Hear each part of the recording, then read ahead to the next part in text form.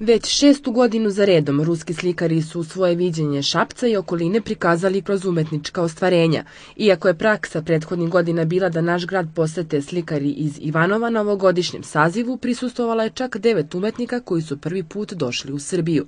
Mi smo se potrudili da osim Šapca i okoline posete i rubne opštine, tako da su jedan dan boravili u Mitrovici, u Ljuboviji slikali su pejzaže oko reke Drine, zatim su bili u manastiru Kaona, koji pripada Vladimirovčkoj opštini, i sela okolo Šapca, uglavnom je to bila Pocerina. Prvi utisci njihovi su povoljni, tako da 27. planiramo da napravimo jednu malu izložbu, prezentaciju tih radova, da imamo šta je urađeno u toku ovog saziva. S obzirom na to da su likovni stvaraoci obišli i druge krajeve Srbije, najveći utisak na njih ostavila je, kažu, šabačka arhitektura koja nije viđena u Rusiji. Slikari su istakli i gostoljubivost Šapčana i izrazili želju za ponovnim dolaskom. Ja люблю писать пейзажи городские, природу. Volim da pišem gradske pejzaže i prirodu. И здесь я увидела то, что нет у нас.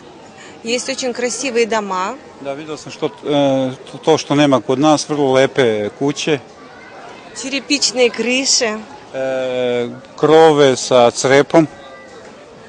И мне очень понравилась пешеходная зона, пешачка зона. I vrlo mi se sviđa pešačka zona u Šapcu. Такого гостеприимного, замечательного. Utisci su zadivljujući, priroda, ljudi, gostoprimstvo, tako da je naša grupa prezadovoljna boravkom u Šapcu. Вся наша группа просто в полном восторге.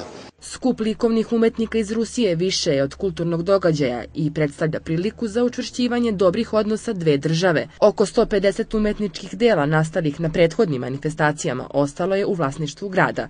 Ove godine tradicija se nastavlja i autori će Šapcu pokloniti 50 ostvarenja koja će biti izložena u gradskim i seoskim osnovnim školama.